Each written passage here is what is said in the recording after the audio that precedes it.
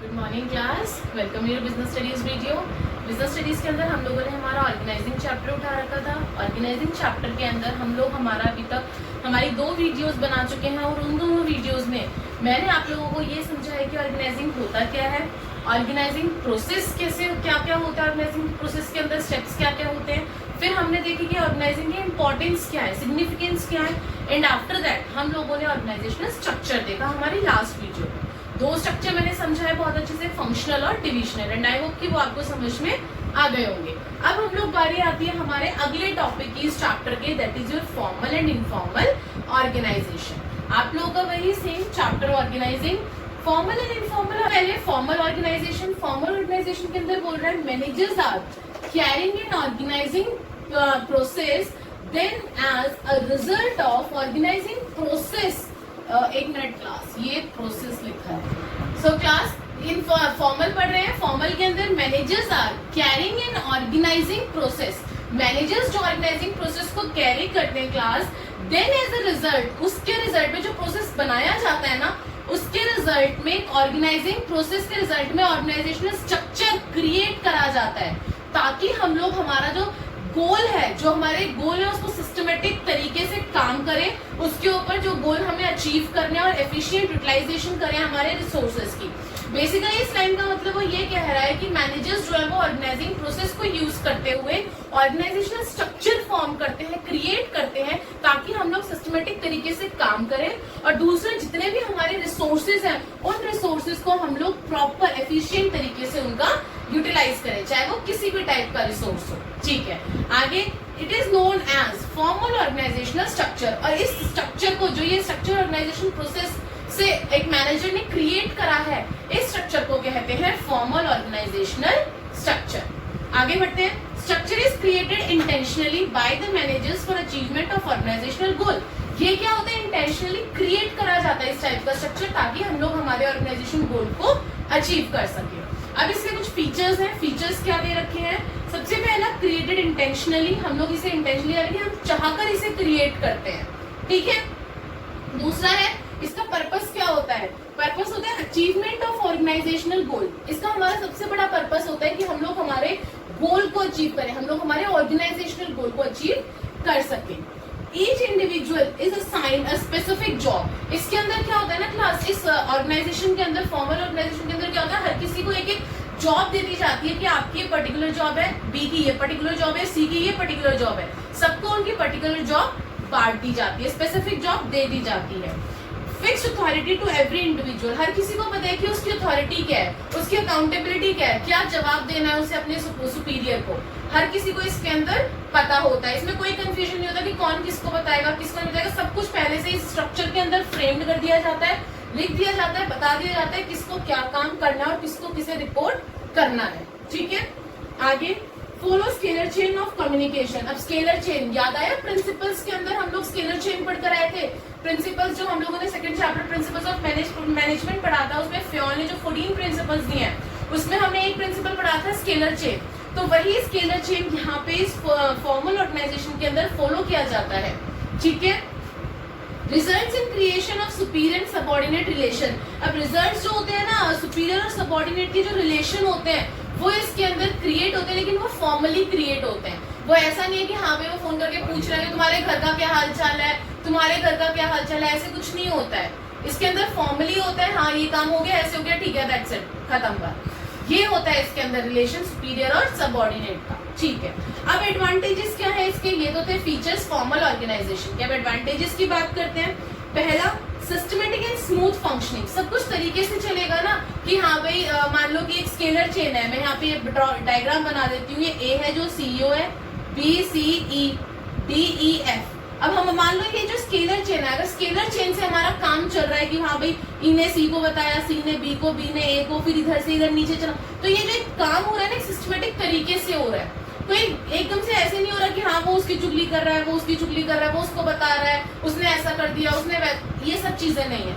Normally है, जिसको जिससे काम है कांटेक्ट करो, बात करो काम की, दैट्स इट। ये होता है फॉर्मल ऑर्गेनाइजेशन के अंदर। सिस्टमेटिक और smooth functioning helps in achieving organisational goal, बहुत मदद करती है ऑर्गेनाइजेशन को अचीव करने में।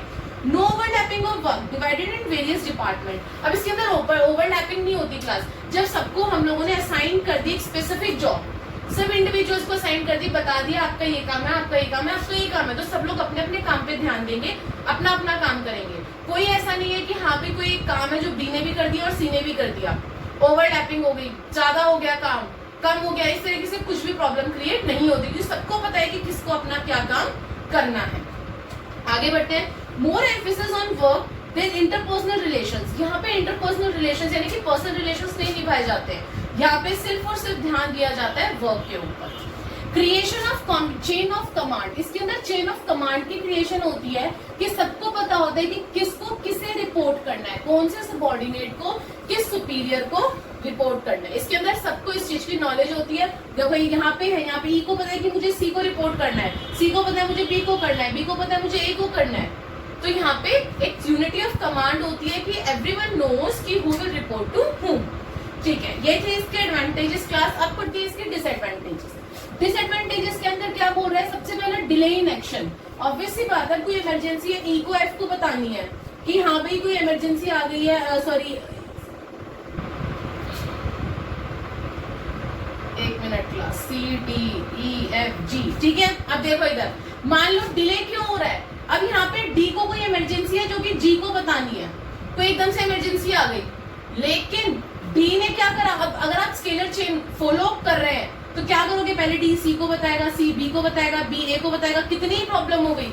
अब जितने देर में उसको उसे बताना था, काम था 1 घंटे का कि 1 घंटे में काम हो जाना चाहिए, लेकिन लग गए पूरे 1 दिन, तो डिले हो गया ना आपका एक्शन के अंदर। तो यही बात बोल रहे हैं, अगर हम लोग स्केलर चेन फॉलो करते हैं या चेन ऑफ कमांड फॉलो करते हैं तो हमारे एक्शन के अंदर डिले हो जाता है, हमें डिसीजंस लेने में देर हो जाती है। नेक्स्ट है ignore social and psychological needs of employ. यहाँ पे सोशल और साइकोलॉजिकल नीड्स एम्प्लॉय की नहीं देखी जाती है। यहाँ पे एम्प्लॉय से कोई मतलब नहीं है कि एम्प्लॉय की क्या नीड्स है सोशल और साइकोलॉजिकल, यहाँ सिर्फ ऑर्गेनाइजेशन को अपने काम से मतलब है। विच में लीड टू डीमोटिवेशन। अब इससे क्या होता है, जब एम्प्लॉय की ध्यान ही नहीं रखेगा ऑर्गेनाइजेशन तो एम्प्लॉय तो डीमोटिवेट अपने आप हो जाएगा। एम्प्लॉय कहेगा ये कैसा ऑर्गेनाइजेशन है, चाहे इंसान मर रहा है, जी रहा है, उसके पास कुछ है नहीं है खाने को, बस उन्हें काम से मतलब है। तो क्या होता है, एम्प्लॉय जो है वो डीमोटिवेट हो जाता है क्लास। नेक्स्ट है give importance to work only. सिर्फ काम को इम्पोर्टेंस दी जाती है, यहाँ पे कोई रिलेशन नहीं, ह्यूमन रिलेशन, कोई क्रिएटिविटी नहीं, कोई टैलेंट नहीं, कुछ नहीं देखा जाता, सिर्फ यहाँ पे देखा जाता है काम। Ignore human relation, creativity and talent, सिर्फ और सिर्फ काम पे ध्यान दिया जाता है। तो ये था आपका फॉर्मल ऑर्गेनाइजेशन, उसके फीचर्स, एडवांटेजेस और डिसएडवांटेजेस। अब बात करते हैं इनफॉर्मल ऑर्गेनाइजेशन की। इनफॉर्मल ऑर्गेनाइजेशन इसका बिल्कुल उल्टा होता है क्लास। जितनी स्ट्रिक्टनेस फॉर्मल के अंदर होती है उतनी ही खुला, मतलब कि उतना ही आपको छूट दी जाती है इनफॉर्मल के अंदर। कैसे, आइए देखते हैं। In this individual interact with each other and develop some social and friendly group in the organization।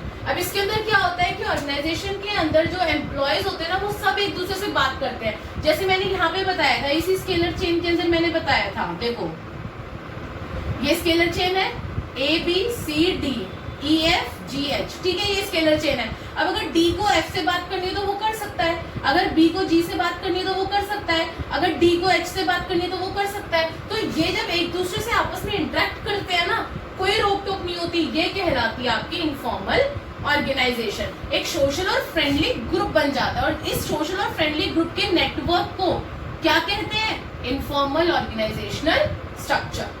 It creates automatically, ये अपने आप ऑटोमेटिकली क्रिएट होता है, जो जिसको अच्छा लगता है वो उससे बात करना स्टार्ट कर देता है, फ्रेंड बना लेता है कि हाँ भाई अब हम फ्रेंड है, हम काम के रिलेटेड एक दूसरे की हेल्प करना स्टार्ट कर देते हैं। अगर एक पर्सन नहीं आ रहा है तो दूसरा उसकी कुछ प्रोडक्शन को, यूनिट्स को प्रोड्यूस कर देता है कि चलो कोई बात नहीं, तुम आके कंटिन्यू कर लेना। तो इस तरह से फ्रेंडली नेचर हो जाता है लोगों का। अब आगे इसका पर्पस क्या है, सच स्ट्रक्चर गेटिंग साइकोलॉजिकल सेटिस्फेक्शन। इससे ना साइकोलॉजिकल सेटिस्फेक्शन होती है। अभी जैसे मैंने बताया कि एक एम्प्लॉय है, वो ऑफिस, वो फैक्ट्री नहीं जा पाया अपना काम करने के लिए, प्रोडक्शन को प्रोड्यूस करने के लिए, प्रोडक्ट को प्रोड्यूस करने के लिए नहीं जा पाया, तो जो उसका फ्रेंड था उसने कहा चल कोई बात नहीं, मैं आज तेरी 1-2 यूनिट्स प्रोड्यूस कर देता हूँ, तो कल आके कंटिन्यू कर लेना। तो 1-2 जो उसकी हुई, उसको कुछ तो सेटिस्फेक्शन मिली ना।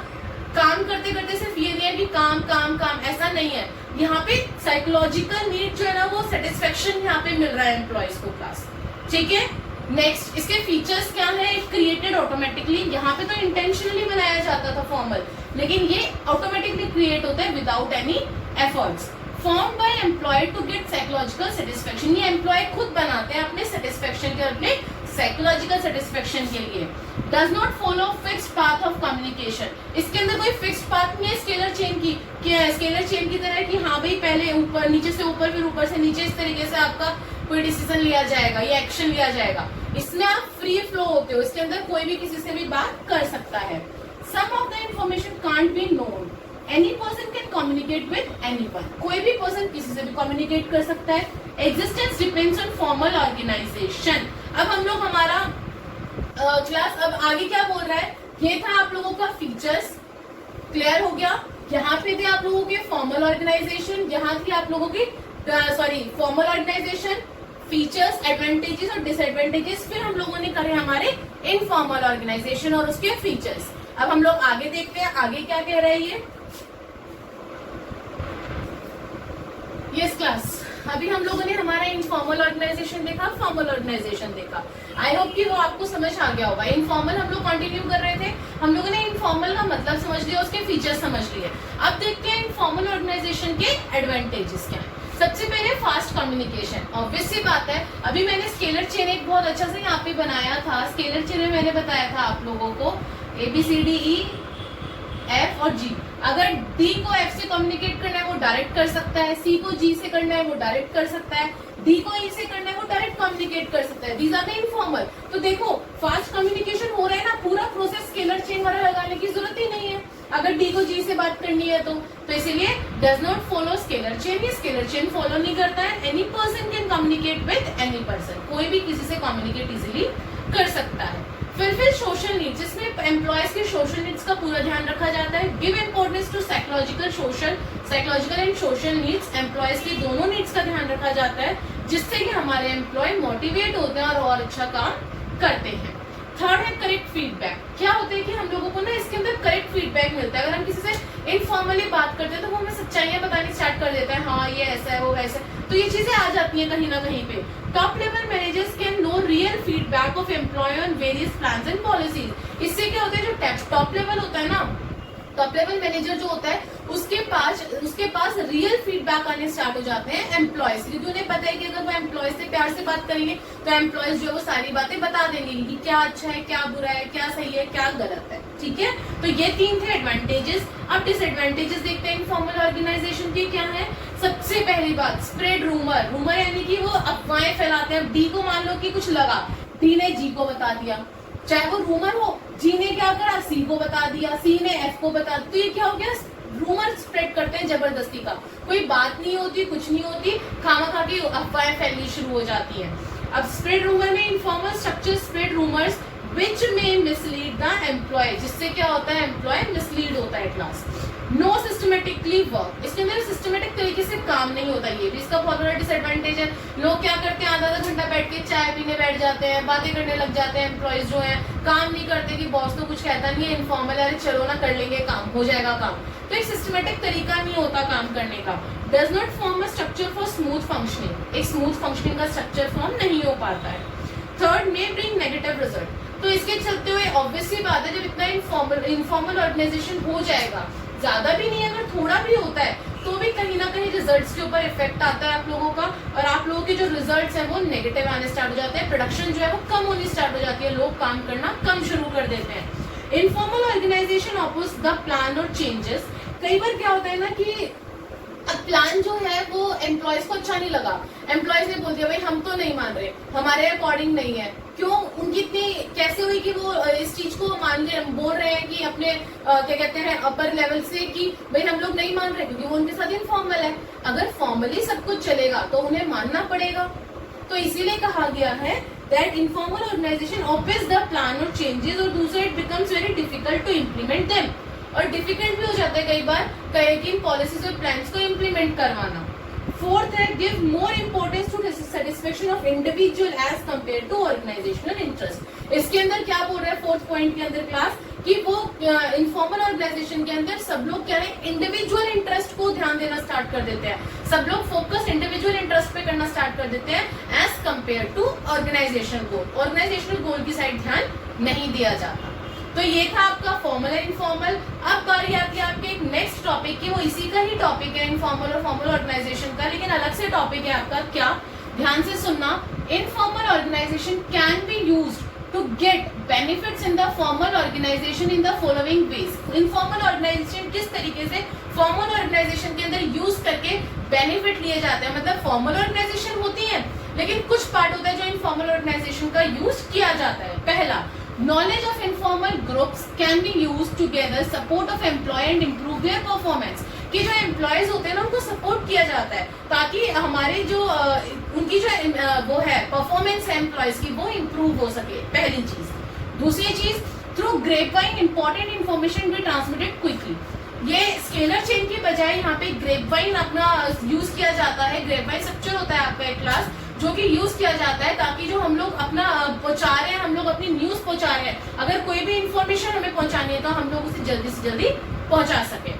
तीसरी चीज क्या यूज करी जाती है, by cooperating with the informal groups the managers can skilfully take the advantage of both informal and formal organisation. क्या होता है कि मैनेजर अगर स्किलफुली, अगर मैनेजर के अंदर इतने स्किल्स है, मैनेजर आराम से काम कर रहा है, मैनेजर काफी अच्छा है, तो वो इजीली एडवांटेज उठा सकता है फॉर्मल और इनफॉर्मल दोनों ऑर्गेनाइजेशन को कोऑपरेट करके इनफॉर्मल ऑर्गेनाइजेशन के अंदर ही ग्रुप्स को।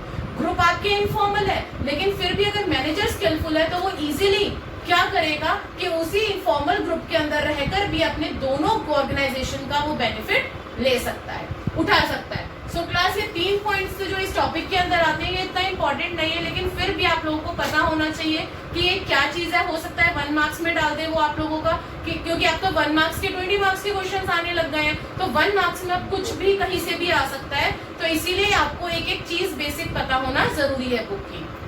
अब नेक्स्ट मैंने एक छोटा सा डायग्राम बनाया है। इस डायग्राम को देखो क्लास, ये डायग्राम क्या कह रहा है ध्यान से समझना। कि मैंने फॉर्मल और इनफॉर्मल के डिफरेंस का डायग्राम बनाया है क्लास। देखो, सबसे ऊपर है हमारा general manager, top level manager है, ठीक है। उनके अंडर आते हैं प्रोडक्शन मैनेजर, सेल्स मैनेजर और परचेज मैनेजर। 3 मैनेजर आ गए। अब इनके नीचे आते हैं प्रोडक्शन ऑफिसर, सेल्स ऑफिसर और परचेज ऑफिसर। अब देखो, जो मैंने ब्लैक कलर से आप लोगों के यहाँ पे मार्क लगा रखे हैं, एरो लगा रखे हैं, ये क्या कह रहे हैं, ये कह रहे हैं आप लोगों का कि यहाँ पे फॉर्मल ऑर्गेनाइजेशन हो रही है, यहाँ पे फॉर्मल बातचीत हो रही है। जो मैंने ब्लैक से लगा रखे हैं ये आपके फॉर्मल ऑर्गेनाइजेशन के हैं, और जहाँ पे मैंने रेड से मार्क कर रखा है, रेड यानी कि देखो प्रोडक्शन मैनेजर सेल्स ऑफिसर से बात कर रहा है, अगर बात करनी है, सेल्स ऑफिसर परचेज मैनेजर से कर रहा है, सेल्स मैनेजर परचेज ऑफिसर से कर रहा है, तो इसका मतलब क्या है, ये कहलाता है आपका इनफॉर्मल ऑर्गेनाइजेशन का साइन।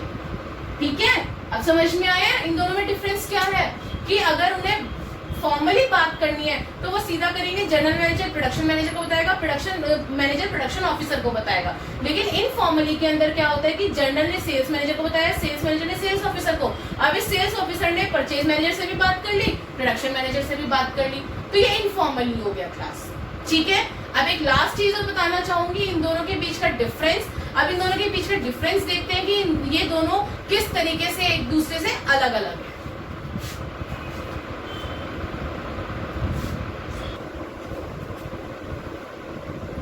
सो क्लास, अब हम लोगों को पढ़ना है difference between formal and informal organisation.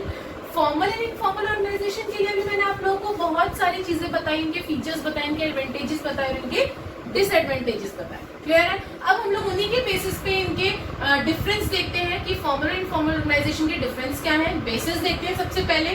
पहला डिफरेंस है फॉर्मेशन, किस तरीके से फॉर्म होते हैं ये दोनों। फॉर्मल ऑर्गेनाइजेशन होता है इंटेंशनली फॉर्म और इनफॉर्मल ऑर्गेनाइजेशन होता है ऑटोमेटिकली। अभी हम लोग पढ़कर आए थे इनके फीचर्स में। दूसरा है पर्पस। पर्पस क्या होता है क्लास दोनों का। फॉर्मल ऑर्गेनाइजेशन का पर्पस होता है कि काम को सिस्टमेटिक तरीके से कराना और ऑर्गेनाइजेशन गोल को अचीव करना, यही होता है। वहीं पे इनफॉर्मल का होता है कि साइकोलॉजिकल सेटिस्फेक्शन को पूरा करना, हमारे एम्प्लॉयज की साइकोलॉजिकल सेटिस्फेक्शन को पूरा करना। थर्ड पॉइंट बोल रहा है कि बिहेवियर ऑफ मेंबर्स को कौन डिसाइड करते हैं, यानी कि जो एम्प्लॉयज होते हैं उनके बिहेवियर को कौन डिसाइड करता है। फॉर्मल ऑर्गेनाइजेशन के अंदर मैनेजर्स डिसाइड करते हैं, मैनेजर्स बताते हैं किसको क्या काम करना है, किसको कैसे रहना है, क्या चीज अप्लाई करनी है, क्या नहीं करनी। वहीं पे इनफॉर्मल के अंदर मैनेजमेंट का एम्प्लॉयज के बिहेवियर पे, आपके मेंबर्स के बिहेवियर पे कोई कंट्रोल नहीं रहता। No control of management over the employees behaviour, there is no control, कोई कंट्रोल नहीं है, जो मर्जी जो कर रहा है, कोई एम्प्लॉय कुछ कर रहा है, कोई कुछ कर रहा है, वो अपनी मर्जी से काम कर रहे हैं, ये होता है इनफॉर्मल के अंदर, ठीक है। नेक्स्ट है स्ट्रक्चर। स्ट्रक्चर कैसा होता है फॉर्मल ऑर्गेनाइजेशन और इनफॉर्मल ऑर्गेनाइजेशन का? फॉर्मल ऑर्गेनाइजेशन के अंदर आपका एक वेल डिफाइंड स्ट्रक्चर होता है क्लास। एक स्केलर चेंज इसके अंदर डिसाइड की जाती है कि प्रॉपर्ली स्केलर चेन को फॉलो किया जाएगा, और सुपीरियर और सबऑर्डिनेट के रिलेशन को डिसाइड किया जाता है कि दोनों का रिलेशन क्या है, कौन किसका सुपीरियर है और कौन किसका सबऑर्डिनेट है। वहीं पे इनफॉर्मल के अंदर इन तीनों में से कुछ भी नहीं होता, ना ही तो सुपीरियर और सबऑर्डिनेट का रिलेशन होता, there is no scalar chain, कोई स्केलर चेन नहीं होता, and there is no well defined structure, तीनों में से कुछ भी नहीं होता है यहाँ पे, ठीक है। आगे बढ़ते हैं। कम्युनिकेशन। कम्युनिकेशन के अंदर क्या है, किस तरीके से आपस में कम्युनिकेट करते हैं। In the formal they used scalar chain, और इसके अंदर रिटर्न कम्युनिकेशन होता है क्लास। अगर आपको कुछ भी काम करवाना है तो आपको रिटर्न में देना पड़ेगा। अगर आपको अपने से ऊपर लेवल के किसी को कुछ भी बताना है, इन्फॉर्मेशन देनी है, तो you have to be write the information, सब कुछ रिटर्न में चलता है। वहीं में इनफॉर्मल में आपका क्या होता है, ओरल कम्युनिकेशन होती है। इसमें कोई भी किसी को भी इन्फॉर्मेशन बता देता है और ओरल कम्युनिकेशन करता है। लीडरशिप। लीडरशिप में क्या होता है क्लास, दोनों के में जो फॉर्मल ऑर्गेनाइजेशन है, direct relation of authority and leadership, highest authority is considered as leader. Leader कौन होता है इनफॉर्मल फॉर्मल के अंदर, जो आपका हाईएस्ट अथॉरिटी के ऊपर, हाईएस्ट लेवल के ऊपर होता है, जिसके पास मैक्सिमम अथॉरिटी होती है, वो लीडर होता है। वहीं पे इनफॉर्मल के अंदर क्या होता है, there is no direct relation between authority and leadership. Authority और लीडरशिप के बीच में डायरेक्ट रिलेशनशिप नहीं होती, और जो लोएस्ट अथॉरिटी होती है ना, वो भी लीडर अपने आप को समझता है, एम्प्लॉय है, वो भी कहता है भाई मैं तो लीडर हूँ, मैं अपनी मनमर्जी कर सकता हूँ, ऐसे क्यों नहीं हो सकता, वैसे क्यों नहीं हो सकता, वो भी इस तरीके से ट्रीट करने लग जाता है। तो वो समझता है कि मैं भी तो, जो लोएस्ट अथॉरिटी है वो भी अपने आप को लीडर समझना स्टार्ट कर देती है। नेक्स्ट है स्टेबिलिटी और ड्यूरेशन। अगर इस तरीके से चीजें हो रही हैं, जो भी हम ऊपर देख कर आए हैं, तो कौन ज्यादा मैक्सिमम टाइम के लिए कौन सी ऑर्गेनाइजेशन हमारे इस मार्केट के अंदर टिक सकती है? जो आपकी फॉर्मल है वो मोर स्टेबल रहेगी और ड्यूरेबल रहेगी। क्यों? क्योंकि सारी चीजें तरीके से हो रही है, एफिशिएंसी बढ़ रही है वर्कर्स की, काम ऑर्गेनाइजेशनल स्ट्रक्चर को गोल को हम अचीव कर पा रहे हैं। तो ऑब्वियसली बात है कि फॉर्मल ऑर्गेनाइजेशन ज्यादा स्टेबल और ड्यूरेबल होगी till the survival of organisation. लेकिन वहीं पे इनफॉर्मल, जहाँ पे सब लोग एक दूसरे से कुछ भी बात कर रहे हैं, रूमर्स उड़ा रहे हैं, कोई तरीका नहीं है काम करने का, कोई सिस्टमेटिक वे नहीं है, तो क्या होगा, वो उतनी दिनों तक स्टेबल नहीं कर पाएगी। As employ can change their group whenever they decide. तो वो कभी भी ऑर्गेनाइजेशन छोड़ के जा सकते हैं, कभी भी अपना ग्रुप चेंज कर सकते हैं, कुछ भी हो सकता है, तो वो इतनी स्टेबल नहीं होती है। नेक्स्ट है रूल्स एंड रेगुलेशंस। ये तो आप लोगों को ऊपर के डिफरेंस देखकर ही पता चल गया होगा कि किस ऑर्गेनाइजेशन के अंदर रूल्स एंड रेगुलेशंस फॉलो करे जाते हैं और किसके अंदर नहीं करे जाते। फॉर्मल ऑर्गेनाइजेशन के अंदर स्ट्रिक्टली फॉलोड होते हैं, अदरवाइज यू हैव टू पे द पेनल्टी। लेकिन इनफॉर्मल ऑर्गेनाइजेशन के अंदर कोई रूल्स एंड रेगुलेशंस नहीं होते। फॉर्मल के अंदर आपको बहुत अच्छे से स्ट्रिक्टली फॉलो करने पड़ते हैं, और इनफॉर्मल के अंदर कोई पेनल्टी भी नहीं होती क्लास अगर आप फॉलो नहीं कर रहे हो। नेक्स्ट है इंटरडिपेंडेंस। इंटरडिपेंडेंस यानी कि देखो, अभी मैंने जब स्टार्टिंग में आपको वीडियो के स्टार्टिंग में फॉर्मल ऑर्गेनाइजेशन की सबसे पहले आपको डेफिनेशन बताई थी, उसमें क्या बताया था कि जब ऑर्गेनाइजिंग प्रोसेस से जो स्ट्रक्चर बनता है, ऑर्गेनाइजेशनल स्ट्रक्चर बताया था ना अभी, तब आपका वो फॉर्मल स्ट्रक्चर कहलाता है। वही चीज देखो यहाँ पे बोल रहा है, interdependent structure which can exist systematically after the organising process is over. जब ऑर्गेनाइजिंग प्रोसेस बन जाता है ना, उसके बाद आप लोगों का ऑर्गेनाइजेशनल स्ट्रक्चर बनता है, और वो कहलाता है फॉर्मल ऑर्गेनाइजेशनल स्ट्रक्चर। वहीं पे अगर मैं इनफॉर्मल की बात करूँ, depends upon the formal organisation structure. Informal organisation जो होती है ना, वो आपकी फॉर्मल ऑर्गेनाइजेशन के स्ट्रक्चर के ऊपर डिपेंड करती है कई चीजों में, ठीक है। आगे बढ़ते हैं। Flow of authority. अथॉरिटी किस तरीके से फ्लो होती है? जब हमने यहाँ पे पढ़ा कि हाईएस्ट अथॉरिटी लीडर होता है, तो यहाँ से समझ जाना चाहिए कि टॉप टू बॉटम, और जहां हमने यहाँ पे पढ़ा कि लोएस्ट वाला भी अपने आप को लीडर समझता है, तो आपका क्या है, फ्लोइंग ऑल डायरेक्शन। इसके अंदर क्या होती है कि जो अथॉरिटी है वो हर डायरेक्शन के अंदर होती है। सो क्लास, आज की वीडियो में हम लोगों ने हमारा बेसिकली जो मेन टॉपिक देखा वो देखा formal and informal organization, and I hope कि ये टॉपिक आपको समझ में आ गया होगा। अब हम लोग आगे इस फर्दर चैप्टर को कंटिन्यू करेंगे नेक्स्ट वीडियो के अंदर। अब तक की जितनी भी वीडियोस आपने देखी है, आई होप कि आपको सारी क्लियर हो गई होंगी इस चैप्टर की। अगर नहीं हुई तो प्लीज कमेंट बॉक्स में जरूर लिखिएगा, मुझे बताइएगा, ताकि मैं उस चीज को और अच्छे से क्लियर कर सकूं। Thank you so much. Please like, share and subscribe the channel.